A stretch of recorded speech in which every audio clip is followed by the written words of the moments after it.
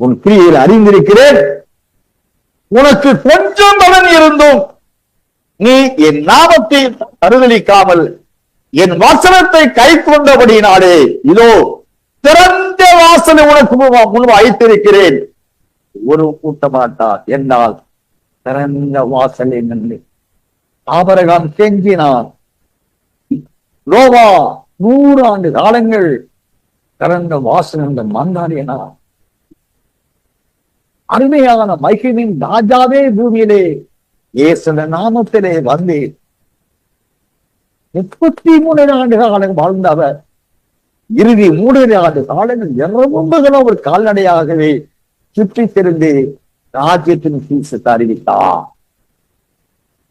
கடைசி நாட்களிலே இந்த ராஜ்யத்தின் சுவிசேஷத்தை தேவன் வைத்து அந்த ராஜ்யம் நாம் அறிந்திருக்கப்படி 25ஆம் அதிகாரம் 1ஆம் வசனத்தின்படி பரலோக ராஜ்யம் மணவாளன் சந்திக்க எதிர்கொண்டு போக புறப்பட்ட 10 கன்னிகளில் 5 பேர் தான் பரலோக ராஜ்யமானவர்கள்.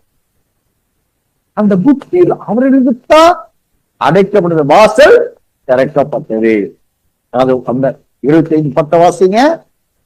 அப்படியே அவர்கள் வாங்க போன போது மணவாளன் வந்து விட்டார். ஆயத்தமா இருந்தவர்கள் அவரோட கூட கல்யாண வீட்டுக்குள் பிரவேசித்தார்கள். கதவும் அடைக்கப்பட்டது.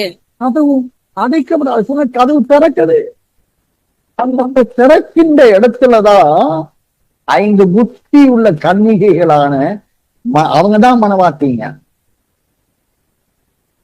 யோவான் 11ஆம் அதிகாரத்துல அருமை இலட்சம் சொல்லுகிறார், நான் மரித்தோருக்கு தேவனாய் இல்லாமல்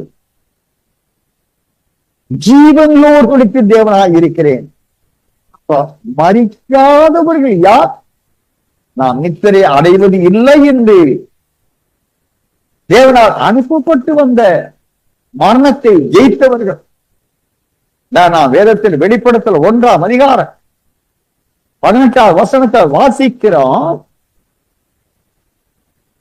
நான் மரணத்துக்கும் பாதாளத்துக்குரிய திறவுகோலை உடையவராயிருக்கும். வாசிதாய் செய்து மரித்தேன், ஆனாலும் இதோ சதா காலங்களும் உயிரோடு இருக்கிறேன். ஆமென். நான் மரணத்திற்கும் பாதாளத்துக்கும் உரிய திறவுகோல்களை உடையவராயிருக்கிறேன். அவர் ஒருவர்தான் மரணத்திற்கும் பாதாளத்துக்குரிய திறவுகள் வைத்திருக்கிறார்.